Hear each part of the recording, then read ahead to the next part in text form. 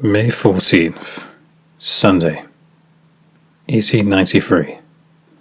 I suppose the day starts as any other day after Charlotte had gone to see Heidi. She liked to lock herself in her room, practicing bass to her heart's content. The day suddenly became difficult when Jean-Paul felt entitled to storm into the manor with Beeson's boy Theodore. Dunkelheit Manor had once been my son's home, but he made it clear he wanted nothing to do with it or me, so he had no right to just come and go whenever and however he pleased. Even if his sister does live here, it is not his place to behave in such a way, and it certainly is not in his authority to bring guests to my manor either, despite his company being the son of one of my associates. The moment Terrell had opened the door, Jean-Paul pushed his way in and saw me standing at the front of the stairs, so he marched over and demanded in a tough and straightforward tone of voice, "We need to talk." Unlike my son, who was firm and showing no signs of weakness, his accomplice seemed rather timid and nervous about being here. I simply rolled my eye and had them follow me into the drawing room. "What is this about?" I inquired as we entered. Charlotte. Can't say I'm surprised, especially since you brought him with you. I've already made it clear to him that he cannot have Charlotte's hand in marriage. If this is what this is about, then you can both leave this instant. You mean that no man can have Charlotte's hand in marriage? Have you ever thought about how she feels about all this? I'm sure she wishes her life was more than just this place. Charlotte doesn't want to get married. She's content living here. Oh, really? Why don't we ask Charlotte so she can tell us herself? I was a little taken aback at first, but not hesitant to comply, because I knew what the answer would be. I knew what the answer would be right now if I had asked, and I knew what the answer would be if I wasn't even present. Fine. I then called out to a maid. Hope! The little mouse stuck her head around the door and she answered, Yes, sir? Fetch me Charlotte! She dimly bowed and scurried off. I'm sure she'll enjoy the interruption. My son had then scoffed. I'm sure she'll enjoy being heard. I just ignored him and his ignorance. In a minute or so, the sound of the bass stopped filling the halls, and in another, Charlotte was standing in the doorway. Yes, Vater? She sternly requested.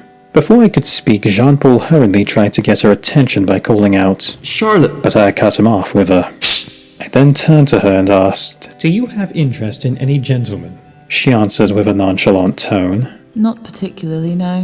What about marriage? Can't say I have. Are you content with residing in Dunkelheit Manor? I suppose I am. My son once again interjected under his breath, That almost sounded rehearsed. but I once more ignored that brat and said, There you have it, in her own words.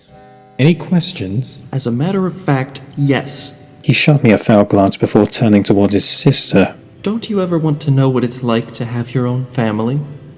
To be kissed? To be touched by the man you love? I felt like fooling him in the assumption that Charlotte would prefer a man over a woman, should she just have attraction at all. Clearly he knew Sapphist existed.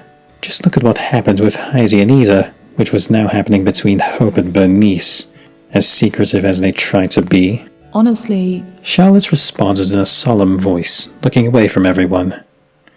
She then perked up a bit and continued. I couldn't care less about any of that. I mean, I've lived my whole life without those things, and I am pretty happy.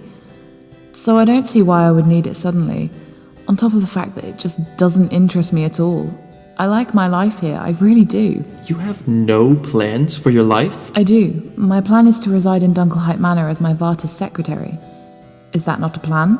And it was a plan she came up with all on her own. But Charlotte, you have such talent and potential. Why waste it like that? My skills don't just end in art, Jean-Paul. I'm very entwined with literature and order. Reading and writing is my forte. Even organizing things gives me pleasure. I do not regret this decision, nor shall you make me. You don't want more than this? I don't want more than this. Suddenly, Theodore, who had been meekly standing in the corner of the room in silence, had asked, You don't want to fall in love? But my daughter gave a sort of frustrated sigh as her tone changed completely. I could hear the irritation burn in her throat. I don't understand why everyone has this ridiculous notion that I should want to fall in love. What good has love ever done for anyone? Heidi died for love. My mare got stuck in this hellhole because of love. Charlotte! I'm trying my best to make it as clear as possible that I loathe the idea of love, at least the love you speak of. The only love that I need is not that of a spouse. It's a love that I will never want. I detest it. I spit in the face of romance and the horrors that follow it. I don't have an interest or find myself moved by the concept of sex. Is that enough for you? Have you had enough questions? Or am I still not clear enough? Theodore grew pale and silent. To be honest, I believe it was the first time I'd heard Charlotte publicly use the word sex in that way. I also think that it was the first time the boy ever heard any woman use it in that way. Or heard it publicly, used for that manner. If that is all, then I shall like to return to my practice with no further interruptions. She was obviously past the point of embarrassment and annoyance, and just wanted to stop feigning her strength so she could allow herself some private misery. But not because of her choice, but the reasons why this was her choice. The reason for her contempt. And then there was the guilt and shame people believed she should have for making this choice. People much like her brother believing it was a lady's place to be at her husband's side. Anyone who thought otherwise was clearly mad, especially if the person in question be a lady, and struggling with being seen as a mad girl was something that Charlotte was quite familiar with, and would have to bear for the rest of her life, because of her mother and sister. Before anyone else could speak, I answered her. Whether anyone has anything else to say, you are dismissed. She bowed her head and began to exit. I glared over at the insolent boys and said, So are they. Leave the manor immediately. Jean-Paul gazed at me for a few seconds and then escorted Theodore out. I went to check on Charlotte later that day, and she was fiddling around with her bass and bow. I entered the room and sat near her in the open lounge chair and asked, Do you want to talk about young Beeson? Without stirring from her task, Charlotte monotonously responded. Not particularly.